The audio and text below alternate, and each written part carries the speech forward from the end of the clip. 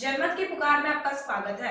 Article 370 पर supreme court के फैसले के बाद भाजपा जम्मू कश्मीर को लेकर क्या सोचती है, इस पर भाजपा का बयान सामने आया है।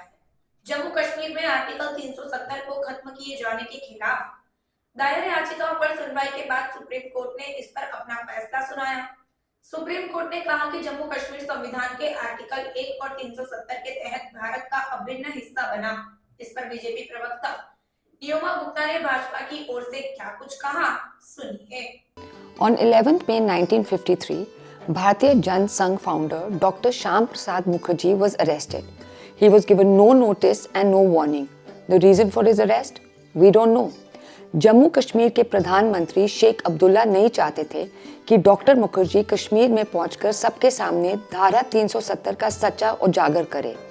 उनके एक विधान, एक प्रधान, एक निशान अभियान ने कई लोगों की राजनीति पे कई सवाल उठाए थे। जाहिर सी बात है, उनके दुश्मन बहुत बन गए थे। और इसके लगभग 1 महीने बाद डॉक्टर मुखर्जी की जेल में मृत्यु हो गई। कैसे, क्यों, कोई जवाब नहीं है इस उत्तर का। But one thing is clear, he died in the pursuit of his lifelong dream, the integration of Kashmir with our beloved mother India. Over time, most people forgot what happened on this fateful day. But let's fast forward 66 years from then, on August 5th, 2019. One man who had never forgotten the vision and sacrifice of Dr. Mukherjee did what nobody thought was humanly possible. हमारे माननीय प्रधानमंत्री श्री नरेंद्र मोदी जी, गृह मंत्री अमित शाह जी के साथ सिर्फ और सिर्फ कानूनी साधन के साथ कश्मीर को मिला विशेष दर्जा हटवा दिया गया। इसमें स्वर्गीय अरुण जेटली जी का बहुत बड़ा योगदान था। और इस ऐतिहासिक कदम के बाद हमारे कश्मीर का भारत में एकीकरण आखिरकार हो ही गया। And yesterday was a momentous day because the Honorable Supreme Court upheld this landmark decision. This came as no surprise to us because we always knew that the judges would agree with the premise that Kashmir was, is and will always remain an integral part of India. They further said that BJP has always maintained Article 370 and Section 35A were temporary and never meant to be permanent provisions. Article 35A was surreptitiously introduced via presidential order. This was a result of a discussion instead of an outcome of the normal procedure of amendment under Article 368.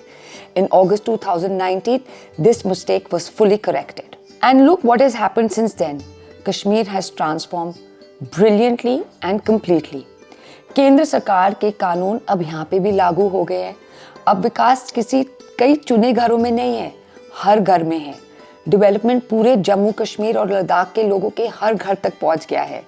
Jammu Kashmir में शांति और सामान्य स्थिति लौट गई है।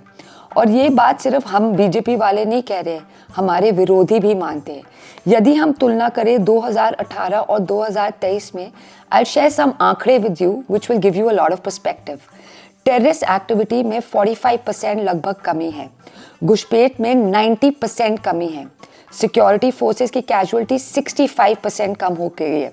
3 दशकों के उठल पटल के बाद वहाँ के लोगों की जिंदगी अब फिर से बहुत बदलाव है। यहाँ पे टूरिज्म के नंबर की ऊंचाइयाँ it's reaching sky high limits. Cinema, businesses, retail chains, वहाँ पे इन्वेस्टमेंट्स हो रही हैं। यंगस्टर्स को जॉब मिल रहे हैं। कश्मीर में एक आशा की किरण दौड़ रही है जो पहले कभी नहीं थी। और अब देखो तो सिर्फ सूरज की किरणें हर जगह है वहाँ पे। It doesn't take an expert to know that repealing Article 370 required tremendous courage. But do you know where Shri Narendra Modi ji got his courage? It wasn't the BJP strength in parliament. It was because in his heart he believed that what he was doing was good for the people of Jammu and Kashmir. और यदि आप आज अगर कश्मीर जाओगे तो आपको भी समझ आएगा कि मोदी जी ने सही किया। उन्होंने बिल्कुल सही निर्णय लिया। उनका हमेशा एक ही संकल्प है, एक भारत श्रेष्ठ भारत। और उसके अंदर इतने सालों और संघर्ष के बाद हमारा प्यारा नया जम्मू कश्मीर। सुप्रीम कोर्ट के बहुत बहुत धन्यवाद। न्योमा गुप्ता, दिल्ली प्रवक्ता, बीजेपी। अगर आपने हमारा अभी तक चैनल सब्सक्राइब नहीं किया है तो कृपया चैनल सब्सक्राइब कर लें, लाइक करें, शेयर करें, कमेंट करें। तो मिलते हैं फिर किसी और खबरों के साथ। नमस्कार।